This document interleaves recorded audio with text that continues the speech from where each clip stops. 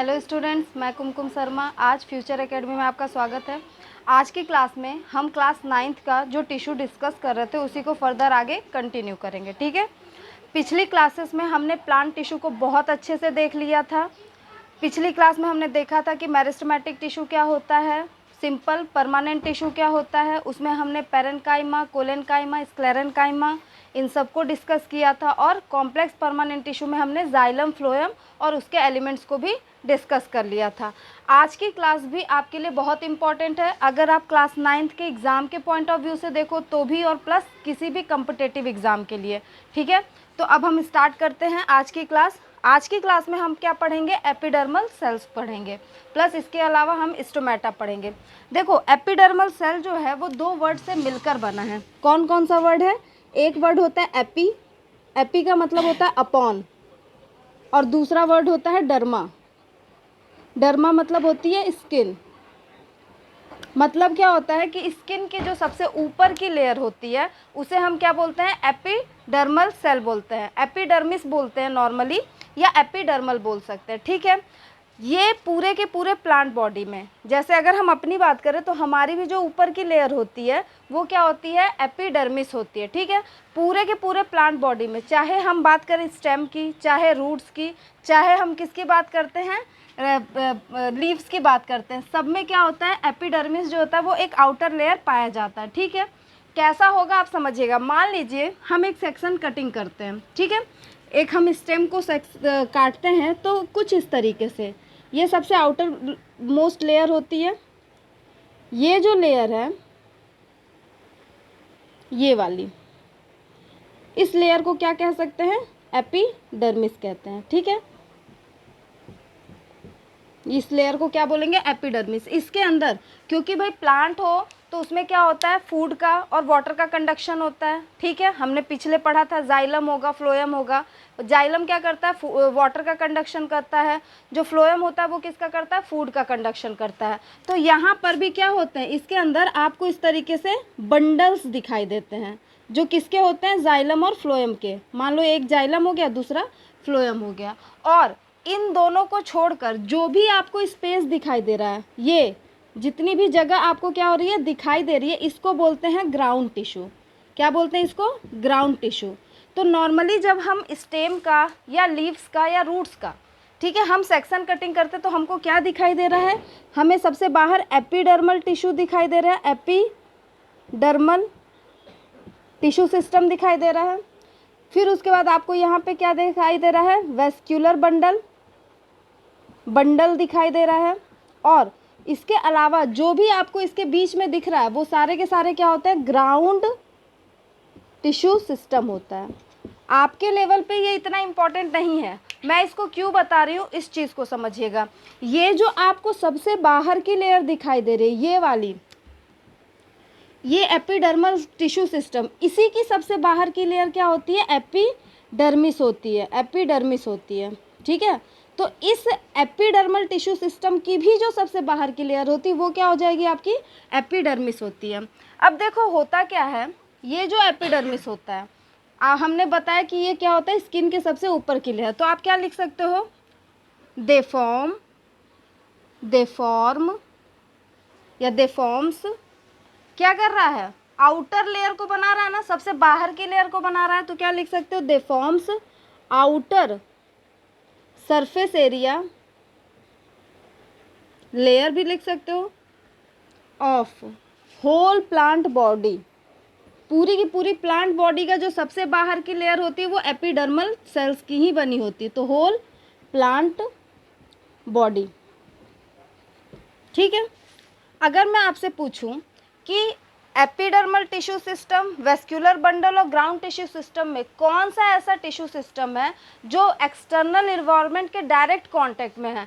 मतलब अगर मैं अपने हाथ की बात करूं तो हमारा एक्सटर्नल इन्वायरमेंट के डायरेक्ट कांटेक्ट में कौन सा टिश्यू है? आपका सबसे बाहर की लेयर। तो यहाँ पे भी ये क्या होता है? जो आपका एपिडर्मल टिश्यू सिस्टम है वो क्या होता है? डायरेक्ट कांटेक्ट में होता है एक्सटर्नल इन्वायरमेंट के। तो it is direct contact with external environment, यहाँ ई स्मॉल कर देना, एक्सटर्नल इन्वायरमेंट, ठीक है, डायरेक्टली कांटेक्ट में होता है। इसके बाद हमेशा याद रखना कि जो इसको मैं थोड़ा सा अब हटा देती हूँ, ये तो सिर्फ समझाने के लिए था, ठीक है। यहाँ पर आप समझ गए कि ये सबसे बाहर की लेयर होती है। अब आप मुझे बताओ कि अगर ये सबसे बाहर की लेयर है तो इसका फंक्शन क्या होगा। सिंपल सी बात है, बाहर की लेयर का फंक्शन क्या होगा, प्रोटेक्शन। तो क्या होता है, इट प्रोवाइड्स प्रोटेक्शन। क्या करेगा, प्रोटेक्शन प्रोवाइड करेगा, ठीक है। किसको प्रोटेक्शन प्रोवाइड कर रहा है, पूरी की पूरी प्लांट को प्रोटेक्शन प्रोवाइड कर रहा है, चाहे वो लीफ हो, चाहे वो स्टेम हो या फिर रूट हो, ठीक है। अब देखो एक चीज़ और समझना, ये जो आपकी एपिडर्मिस होती है, जैसे मैं यहाँ एक एपिडर्मिस बनाती हूँ, ठीक है, ये एक एपिडर्मिस है, ये कैसी होती है, इसमें एक बीच में लार्ज सेंट्रल वैक्यूल्स होता है, न्यूक्लियस होता है, और जो साइटोप्लाज्म है, क्योंकि सेंट्रल वैक्यूल कहाँ आ गया, बीच में आ गया, तो साइटोप्लाज्म किधर चला जाएगा, किनारे की तरफ, बिल्कुल जाएगा ना। तो इसी तरीके से सब में होगा, यहाँ पे भी ऐसा होगा। मैं सब में नहीं बना रही, बस दो में बना देती हूँ, बाकी आप समझ सकते हो। तो होता क्या है, ये जो एपिडर्मिस की लेयर होती है वो किसकी बनी होती है, लिविंग टिश्यूज़ की बनी होती है। और हमने पढ़ा था कि पैरेन्काइमा, कोलेनकाइमा, स्क्लेरेन्काइमा में कौन से लिविंग होते हैं, दो ही लिविंग होते हैं। कौन कौन से होते हैं बताओ, पिछली क्लास पढ़ी है या नहीं, अगर नहीं पढ़ी तो पिछली क्लास को आप कंटिन्यू कर सकते हो, ठीक है। देखो पैरेन्काइमा और कोलेनकाइमा ही लिविंग होते हैं, उसमें भी कोलेनकाइमा लिमिटेड जगह पे था, और पैरेन्काइमा जो था वो क्या बना रहा था, प्लांट की बल्क को बनाता है। मतलब अगर नॉर्मली भी पूछा जाए कि प्लांट में सबसे ज़्यादा कौन सी सेल पाई जाती है, तो वो कौन सी होती है, पैरेन्काइमा होगी, ठीक है। तो यहाँ पे भी ये जो एपिडर्मल टिश्यू सिस्टम है या एपिडर्मल सेल्स है, ये भी किसका बना होता है, लिविंग पैरेन्काइमा का बना होता है। तो हम क्या लिख सकते हैं, it forms living parenchymatous sales, ठीक है। ये किसका बना होता है, लिविंग पैरेन्काइमेटस सेल का बना होता है। और अगर ये लिविंग पैरेन्काइमेटस सेल का बना है तो इसके अंदर वो सारे कैरेक्टर होंगे जो पैरेन्काइमा में होते हैं। कौन कौन से होते हैं, सबसे पहला इसकी सेल वॉल कैसी होगी, बिल्कुल पतली होगी। तो इसमें क्या होता है, आप यहाँ लिख दो, विथ थिन सेल वॉल। क्या हो जाएगा, बहुत ही पतली सी सेल वॉल हो जाएगी, ठीक है। कैसी होती है, इसमें हम देख रहे हैं कि जो सेंट्रल वैक्यूल्स है वो कितना बड़ा है और बिल्कुल बीच में है। तो इसमें क्या होता है, large central vacuoles, large central vacuoles present. और जब सेंट्रल वैक्यूल बीच में आ गया तो जो साइटोप्लाज्म है वो कहाँ चला जाएगा, किनारे में। तो क्या हो जाता है, पेरीफेरल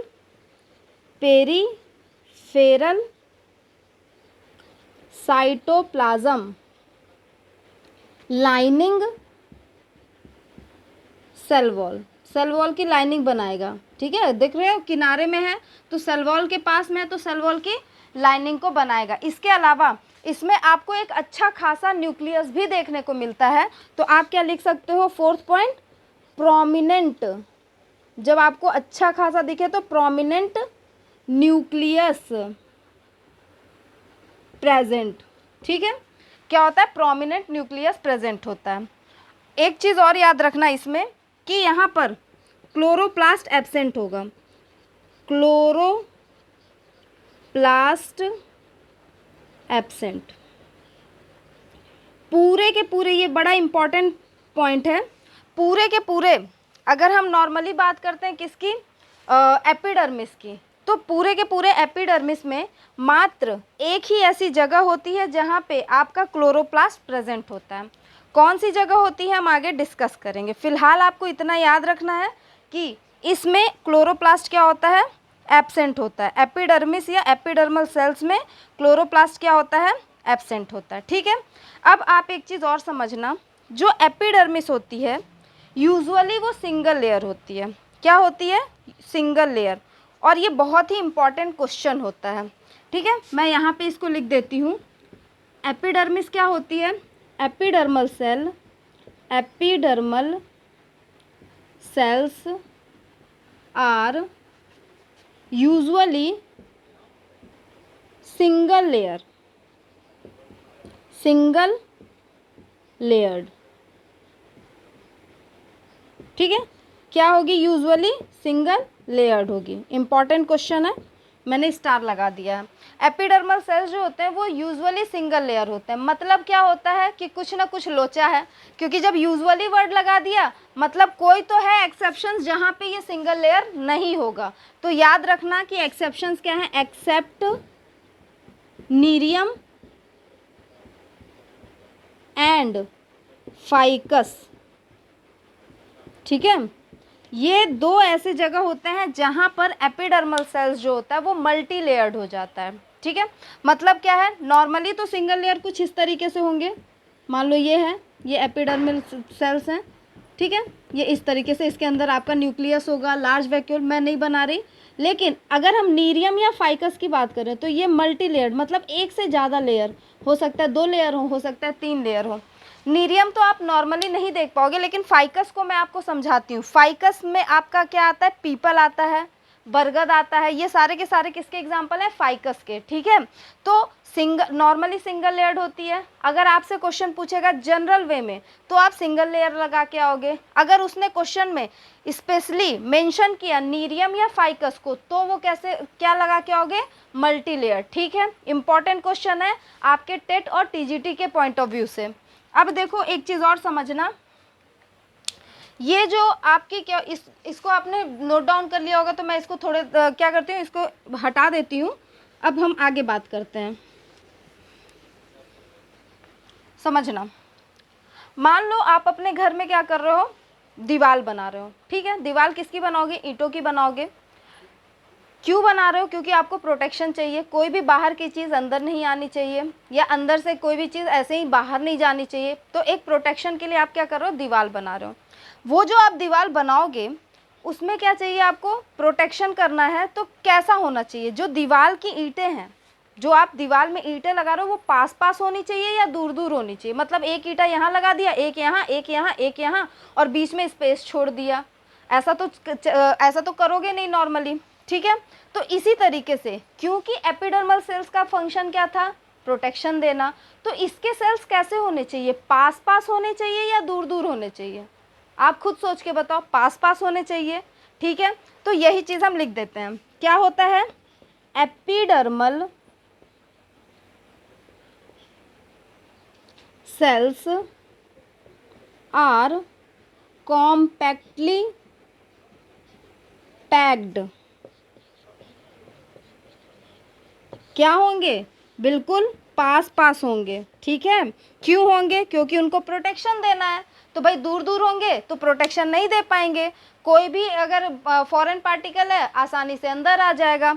अब आप बताओ, अगर मान लो हमको इतनी चौड़ी दीवार बनानी है, ठीक है, तो आप क्या करते हो? इतने में पास पास रखते हो, फिर बीच में स्पेस छोड़ते हो, फिर इतने में पास पास रखते हो, या फिर पूरे में एक इकट्ठा करके पास पास रखोगे? भाई कंटिन्यूअस लेयर बनाओगे ना। ऐसा नहीं है कि बीच में आप स्पेस छोड़ के, इतना बहुत अच्छे से बनाया फिर बीच में स्पेस छोड़ दिया, फिर इतना अच्छे से, ऐसा तो करते नहीं हो। तो इसी तरीके से एपिडर्मल सेल में भी क्या होता है? एक कंटिन्यूअस लेयर होती है। तो क्या लिख सकते हो? It forms continuous layer. अब जब ये कंटिन्यूअस लेयर है तो क्या इनके बीच में इंटरसेलुलर स्पेस आएगा? देखो इंटरसेलुलर स्पेस का मतलब क्या होता है? दो सेल के बीच में जगह जो होती है। तो भाई कंटिन्यूअस लेयर है ना, आप देख रहे हो ये इससे बिल्कुल जुड़ा, ये इससे जुड़ा, इस तरीके से एक कंटिन्यूअस लेयर। तो यहाँ पे क्या होता है? It forms continuous layer without inter cellular space. कोई भी इंटरसेलुलर स्पेस नहीं होगा एक्सेप्ट, यहाँ पे भी लोचा, स्टोमाटा। अब ये क्या बात है भाई? और ये बड़ा इंपॉर्टेंट चीज़ हो जाता है। नॉर्मली हमें प्रोटेक्शन चाहिए, ईंटें बिल्कुल पास पास होनी चाहिए, कॉम्पैक्टली पैक्ड होनी चाहिए, ठीक है, और प्लस क्या होना चाहिए, एक कंटिन्यूअस लेयर होनी चाहिए। बट यहाँ पर जैसे आप जब रूम बनाते हो, घर बनाते हो, तो प्रोटेक्शन के लिए तो भाई ईंटें पास पास रखी, बिल्कुल क्लोजली पैक्ड रख दिया, लेकिन बीच बीच में आपको पता होगा घर में खिड़कियाँ लगाते हो, क्यों लगाते हो खिड़कियों को, ताकि गैसियस एक्सचेंज हो सके, भाई बाहर की गैस अंदर आए, अंदर की बाहर जाए, प्लस सनलाइट आए। मतलब एक घर जो होता है प्रॉपर, उसमें क्या होते हैं, खिड़कियाँ होती हैं, रोशनदान होता है, ठीक है। ऐसा नहीं होता कि वो काल कोठरी टाइप से घर बना दिए जहाँ पे एक भी खिड़की नहीं है, पूरा का पूरा अंधेरा है, हमें ऐसा नहीं चाहिए। तो हमें क्या चाहिए, इसी तरीके से इसे भी ऐसा नहीं चाहिए, इसमें भी बीच बीच में कुछ होल्स होते हैं। नॉर्मली तो कॉम्पैक्टली पैक्ड है, कंटिन्यूअस लेयर है, पर बीच बीच में कुछ होल्स होते हैं। और वो होल्स क्यों होते हैं, ताकि गैसियस एक्सचेंज हो सके, ठीक है, उसे बोलते हैं स्टोमाटा। तो स्टोमाटा हम आगे पढ़ेंगे ही, तो अभी मैं इसको बस इतना बताती हूँ कि ये कंटिन्यूअस तो लेयर है, बट बीच बीच में कुछ होल्स हैं, उस होल्स को क्या बोलते हैं, स्टोमाटा बोलते हैं, ठीक है। अब समझना आप, इसको आपने लिख लिया, अगर स्क्रीनशॉट लेना है तो ले सकते हो, चलो ठीक है। अब हम आगे बात करते हैं, ये चीज़ तो आपको अच्छे से समझ में आ गई होगी। अब एक चीज़ समझना, क्योंकि एपिडर्मल सेल्स जो हैं उसकी जो बाहर की लेयर है वो कैसी है, पेरेन्काइमा की है। और हमने पेरेन्काइमा में एक वर्ड लिखा था कि जो पेरेन्काइमेटस सेल्स होते हैं वो कैसे होते हैं, थिन सेल वॉल होते हैं, पतली सेल वॉल होती है। तो हो क्या सकता है, मान लो एक लीफ है, ठीक है, वो उसकी भी ऊपर की लेयर क्या है, पेरेन्काइमा की है, पतली सी है।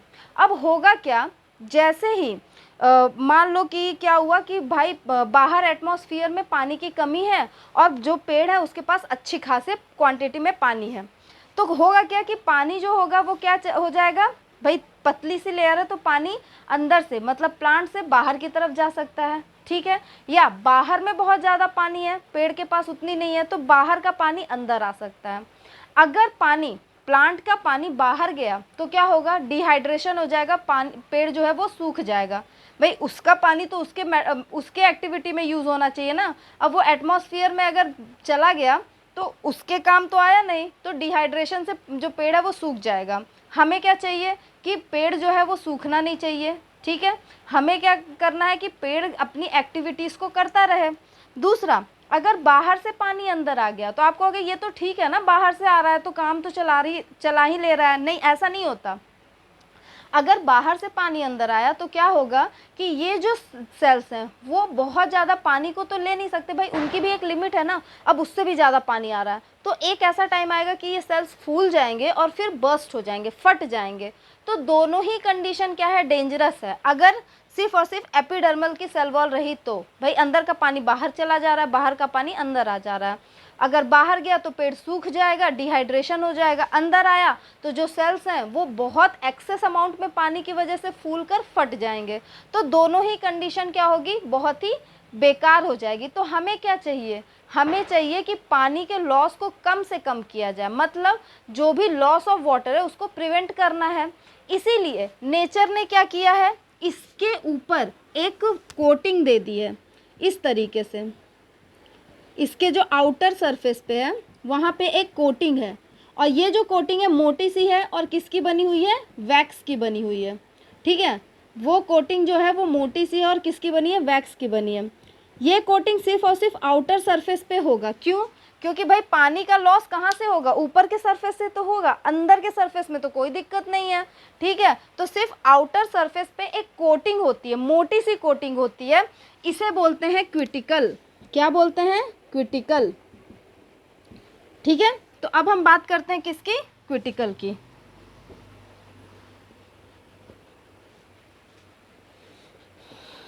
कैसा होता है, मोटी सी कवरिंग होती है, तो क्या लिख सकते हो, thick and vaccine covering, wax की बनी है, वैक्सी कवरिंग कहाँ पे है, एपिडर्मल सेल के ऊपर, on epidermal cell of leaves and stems. ठीक है। थिक और वैक्सी कवरिंग है पहला क्वेश्चन। कहाँ पे है? एपिडर्मल सेल के ऊपर है और प्रेजेंट कहाँ है? लीव्स और स्टेम में। अभी आप बोलोगे कि एपिडर्मल सेल तो पूरे के पूरे प्लांट में प्रेजेंट थी, मतलब लीफ, स्टेम, रूट्स, लेकिन यहाँ पर जो क्विटिकल है वो लीफ और स्टेम में प्रेजेंट है, मतलब कहाँ नहीं प्रेजेंट है? रूट्स में।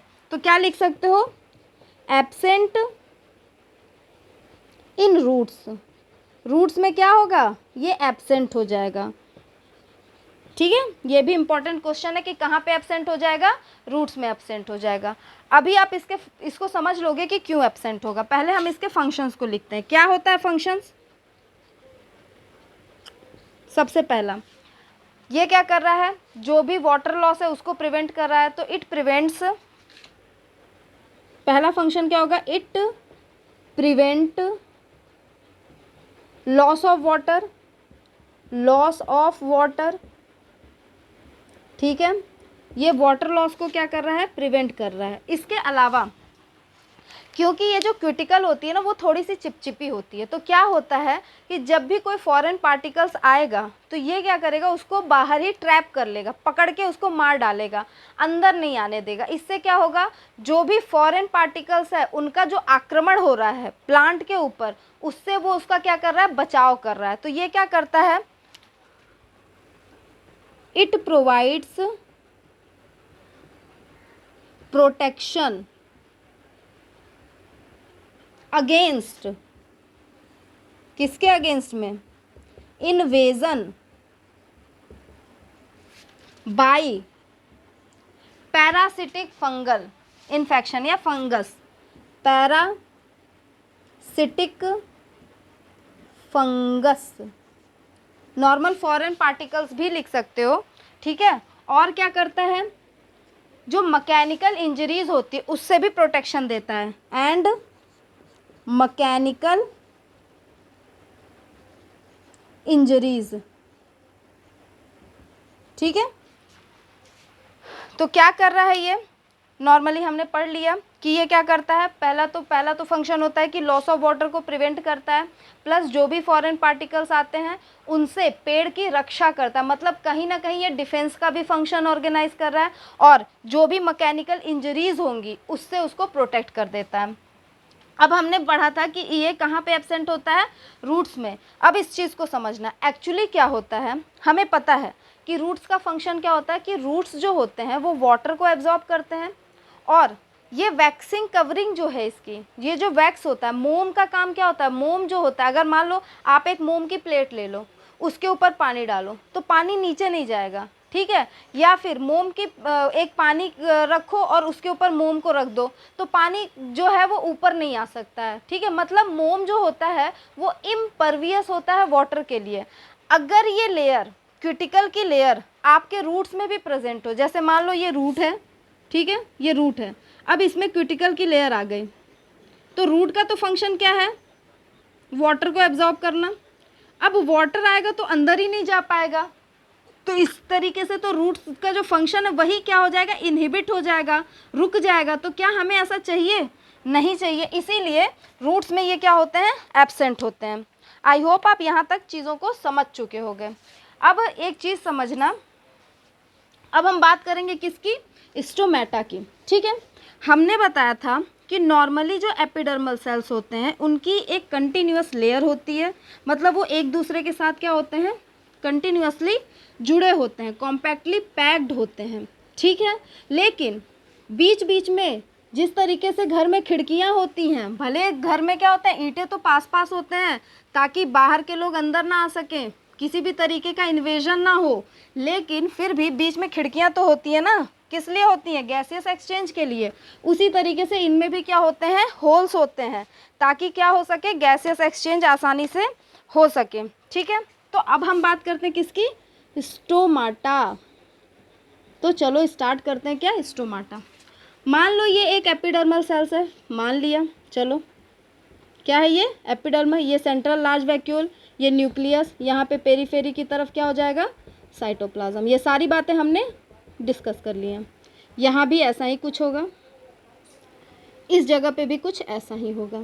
अब बीच में क्या है? खिड़कियाँ चाहिए, तो यहाँ एक खिड़की बनाओ, ये एक स्टोमाटा बना दिया। ठीक है, थोड़ा अच्छे से बना देती हूँ मैं। फिर यहाँ पे एक एपिडर्मल सेल्स हो गया, फिर यहाँ पे एक स्टोमाटा हो गया, फिर यहाँ पे एक मतलब बीच बीच में क्या है, कुछ होल्स हैं। इस होल्स को ही हमने क्या बोल दिया, स्टोमाटा बोल दिया। ठीक है, स्टोमाटा प्लूरल वर्ड है, अगर इसका सिंगुलर देखा जाए तो स्टोमा हो जाता है। तो स्टोमा बोलो या स्टोमाटा बोलो, बोथ आर इक्वल। ठीक है, कंफ्यूज मत होना। अब मैंने क्या बोला कि बीच बीच में कुछ होल्स हैं जिसको हमने स्टोमाटा बोला। अब मैं एक स्ट्रक्चर बनाती हूँ, पहले हम स्ट्रक्चर को अच्छे से डिस्कस करेंगे, फिर हम उसको लिख लेंगे। ठीक है, देखो मान लो ये एक होल है। ठीक है, इस होल को हमने क्या बोल दिया, स्टोमाटा कह दिया। अब ये क्या काम क्या कर रहा है, अब सॉरी हम इसे क्या कह सकते हैं, स्टोमाटा कह सकते हैं। ठीक है भाई, आपने तो बोला था ना मैम कि जो आपका एपिडर्मल सेल्स होता है वो एक सीक्वेंस में होता है और बीच बीच में कुछ होल्स होते हैं, हम उसको स्टोमाटा कहते हैं। अब मैं खुद ही बोलती हूँ कि नहीं, इसको स्टोमाटा नहीं कहते हैं, तो आप क्या बोलोगे कि तो कहते क्या है इसको। नॉर्मली चीज़ों को समझना, एक्चुअली बोलने के लिए हम नॉर्मली कहते हैं कि एक होल्स होता है जिसको हम स्टोमाटा कह देते हैं, लेकिन ये अकेला स्टोमाटा नहीं बनाता है। अभी ये जो आपको होल्स दिखाई दे रहा है इसको बोलते हैं स्टोमेटल अपर्चर। क्या बोलते हैं, स्टोमेटल अपर्चर या स्टोमेटल पोर बोलते हैं। ठीक है, इस स्टोमेटल अपर्चर को कुछ गार्ड होते हैं जो क्या करते हैं, प्रोटेक्ट करते हैं। एक ये गार्ड है और दूसरा ये गार्ड है। ठीक है, ये दो गार्ड हैं, अच्छे से बना देती हूँ थोड़ा सा, सॉरी।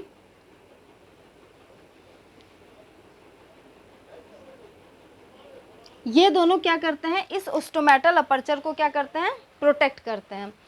इन दोनों को मिलाकर हम क्या बोलते हैं, स्टोमाटा। तो एक्चुअली में स्टोमाटा क्या है, गार्ड सेल पर प्लस स्टोमेटल अपर्चर, दोनों को जब हम मिलाएंगे तो क्या बोलते हैं, हम उसे स्टोमाटा कहते हैं। अब मैं इस डायग्राम को हटाकर वो डायग्राम बनाऊंगी जो बनाया जाता है। ठीक है, ये तो सिर्फ समझाने के लिए था कि सिर्फ एक पोर को नहीं बोलते हैं। एक्चुअली क्या होता है, दो बीन शेप या किडनी शेप के नॉर्मली कह सकते हो कि दो बीन शेप या किडनी शेप के जो गार्ड सेल होते हैं वही आपस में मिलकर क्या बना लेते हैं, स्टोमेटा को बनाते हैं। ठीक है, दो बीन शेप या किडनी शेप के गार्ड सेल होते हैं, एक किडनी ये, एक किडनी ये, या एक बीन ये या एक बीन ये। बीन शेप बोल दो, kidney shape, both are equal.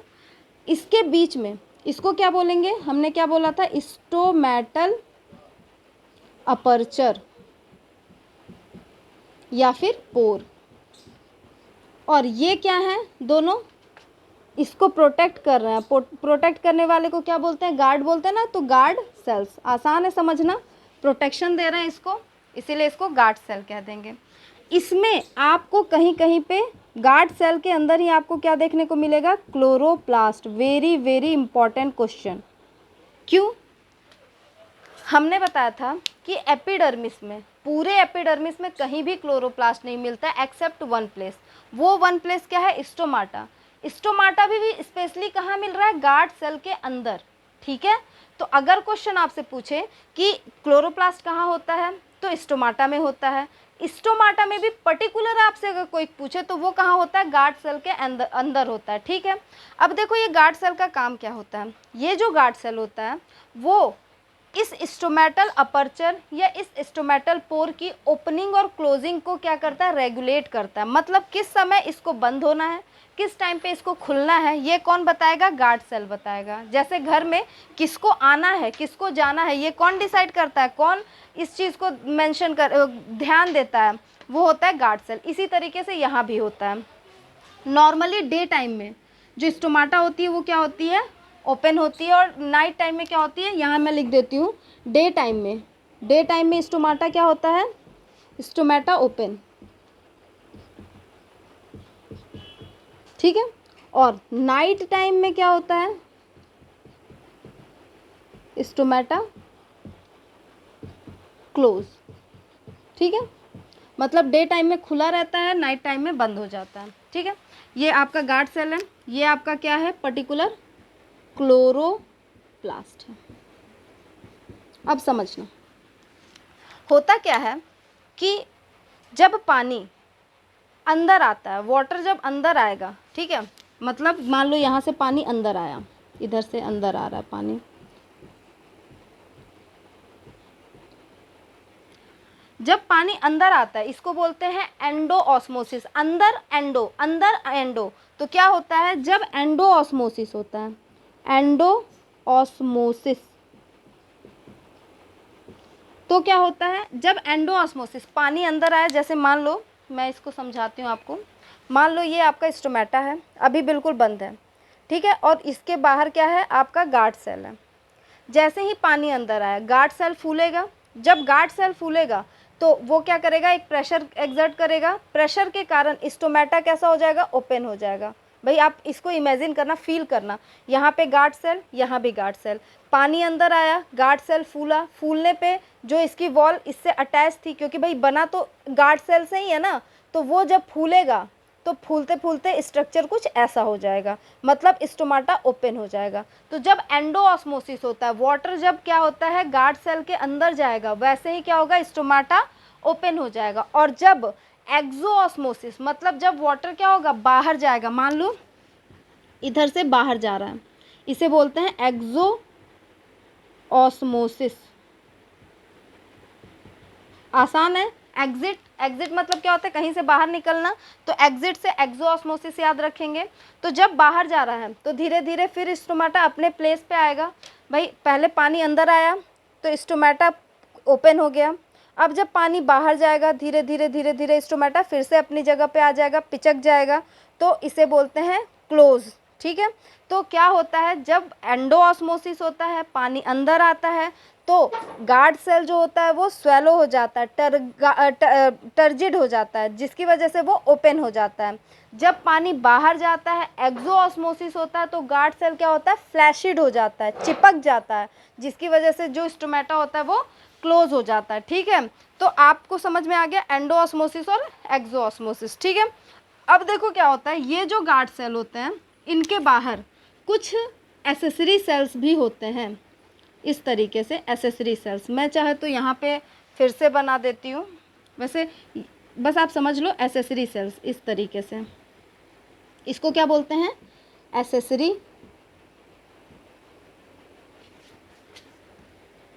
Sales या सब्सिडरी सेल्स, सब्सिडरी सेल्स। इसका काम क्या होता है, ये जो सब्सिडरी सेल्स हैं वो गार्ड सेल को प्रोटेक्शन देते हैं प्लस सपोर्ट प्रोवाइड करते हैं, ठीक है। तो अब हम इसको फटाक से लिख लेते हैं, फटाफट लिख लेते हैं। क्या होता है, क्या लिख सकते हो, नॉर्मली बोल सकते हो दीज आर माइन्यूट पोर्स। क्या होते हैं, ये एक माइन्यूट पोर्स होते हैं, ठीक है। तो क्या लिख सकते हो, दीज आर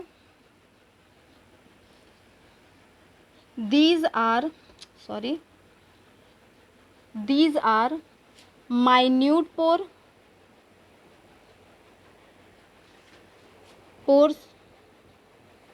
कहाँ पे है, एपिडर्मिस के ऊपर है, ठीक है, on epidermal cells, on epidermis, epidermis बोल दो या एपिडर्मल सेल बोल दो, ऑन एपिडर्मल सेल,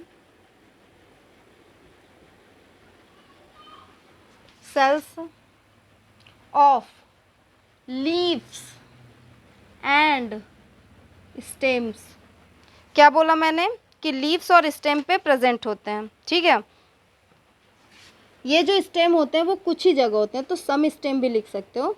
क्या बोला मैंने कि दीज आर माइन्यूट पोर्स, छोटे छोटे पोर्स होते हैं, आप देख रहे हो कि इसमें छोटे छोटे होल्स होते हैं जो एपिडर्मल सेल पे होते हैं या एपिडर्मिस पे होते हैं, दोनों लिख सकते हो, या एपिडर्मल सेल लिख दो या एपिडर्मिस लिख दो, बात एक ही है, एपिडर्मिस लिख देते हैं, ठीक है, कोई दिक्कत नहीं है। Of leaves and some stems, ठीक है। ये कहाँ एब्सेंट होता है, एब्सेंट इन रूट्स, ये भी रूट्स में एब्सेंट होता है। हमने क्विटिकल के बारे में भी पढ़ा था कि वो भी रूट्स में एब्सेंट होता है, वहाँ पे हमने लॉजिक देख लिया था क्यों एब्सेंट होता है। यहाँ पे अभी लॉजिक देखना बाकी है, इसके लिए फिर हम बात करते हैं फंक्शंस पे पहले। तो क्या होता है, अब हाँ इसका तो ये नॉर्मल डेफिनेशन होता है, लेकिन एक और डेफिनेशन आप लिख सकते हो। क्या लिख सकते हो, लिख सकते हो नॉर्मली क्या है कि दो बीन या किडनी शेप के, ठीक है, जो दो बीन शेप या फिर कह सकते हो किडनी शेप के जो गार्ड सेल है वो जब आपस में मिलते हैं तभी तो स्टोमाटा बना रहे हैं ना, ठीक है। तो आप क्या लिख सकते हो इसको, ईच स्टोमाटा हैज़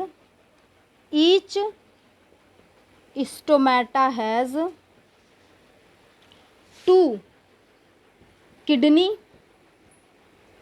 या लिख सकते हो बीन शेप्ड गार्ड सेल। क्या हो जाएंगे, किडनी या bean shaped guard cell in closing क्या बना रहे हैं, दोनों मिलकर क्या बना रहे हैं, स्टोमेटल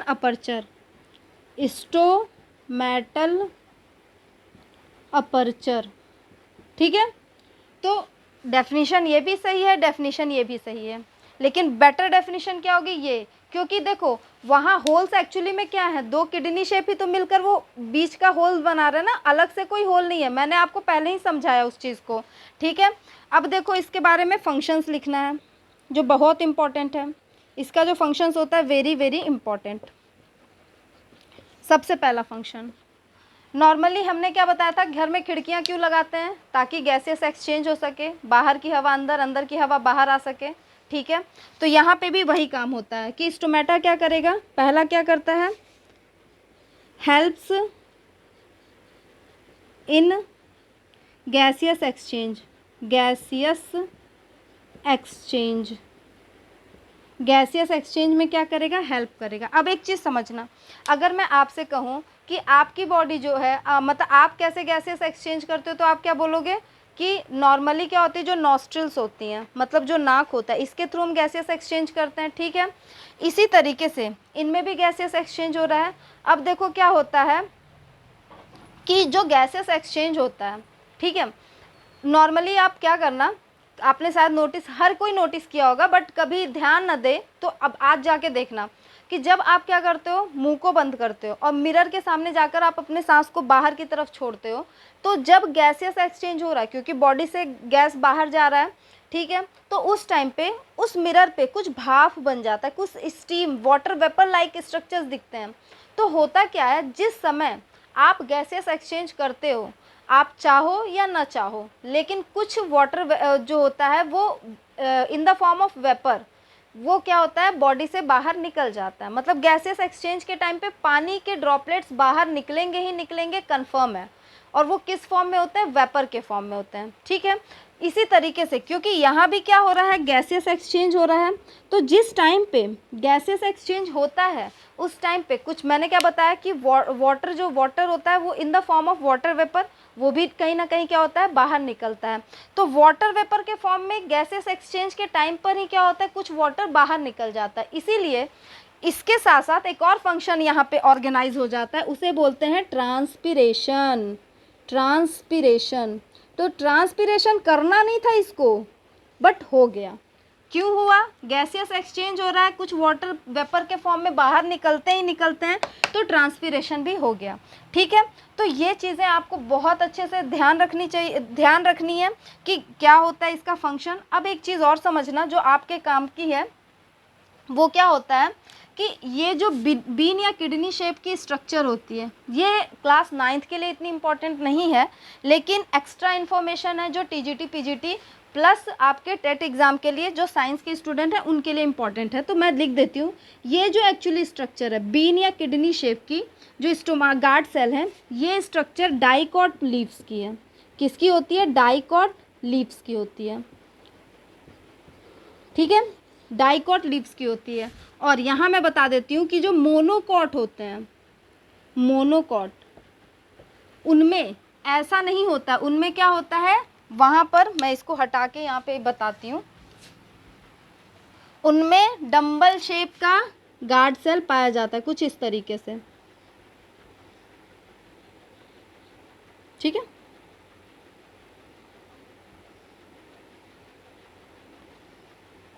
तो मोनोकॉट्स में डंबल शेप का स्टोमाटा होता है, डाइकॉट्स में जो गार्ड सेल होते हैं वो किडनी या बीन शेप के होते हैं, ठीक है। इसके अलावा एक चीज़ और मैं जल्दी से बता देती हूँ, हाँ ये चीज़, सॉरी एक चीज़ मैं भूल गई बताना कि इसकी जो इनर वॉल्स होती है यहाँ, ये थोड़ी सी मोटी होती है, थिक होती है। क्यों थिक होती है? क्योंकि जिस समय वाटर अंदर आएगा, एंडोऑस्मोसिस होगा, तो अगर ये पतली हुई तो जब इसके ऊपर प्रेशर आएगा, ऐसे खींच रहा होगा, तो ऐसा ना हो कि ये टूट जाए, रप्चर हो जाए। इसीलिए इसकी जो अंदर की वॉल होती है, क्योंकि उसको खींचना है और बार बार क्लोज होना, ओपन हो रहा है, इसलिए वो वॉल थोड़ी क्या होती है, मोटी होती है। ठीक है, आप लॉजिक समझ गए। एक चीज़ आप और समझना, आपके ही सिलेबस में था, जो रूट्स होती है वहाँ पे कुछ क्या होते हैं, एपिडर्मिस के एक्सटेंशंस होते हैं। ठीक है, रूट्स में भी क्या होता है, एपिडर्मिस के एक्सटेंशन होते हैं। जैसे मान लो ये एक रूट है, ठीक है, इसमें कुछ इस तरीके से एक्सटेंशंस होते हैं, इसे बोलते हैं रूट हेयर। क्या बोलेंगे इसको, रूट हेयर। तो रूट हेयर एक्चुअली में क्या है, एपिडर्मिस का ही एक एक्सटेंशन है जिसको हम रूट हेयर कहते हैं। तो इसका फंक्शन आपसे कई बार पूछ लेता है, तो फंक्शन क्या होता है रूट हेयर का, ये क्या करता है, increase absorptive surface area. Normally root का फंक्शन क्या होता है, जो वाटर है उसको एब्जॉर्ब करके पूरे प्लांट तक भेजना। आप अगर प्लांट बहुत बड़ा हो गया तो उसको पानी भी ज़्यादा चाहिए, तो क्या होता है, ये जो रूट्स होते हैं ये ताकि दूर दूर तक जाकर पानी को ला सके, ये क्या करते हैं, इसमें कुछ एक्सटेंशन हो जाते हैं, वो रूट हेयर में कन्वर्ट हो जाते हैं। ये रूट हेयर भी क्या करते हैं, पानी को खींचेंगे और ऊपर पहुंचाएंगे। ठीक है, सिंपल सी बात है। तो ये इससे क्या होता है, इंक्रीज एब्जॉर्प्टिव सरफेस एरिया।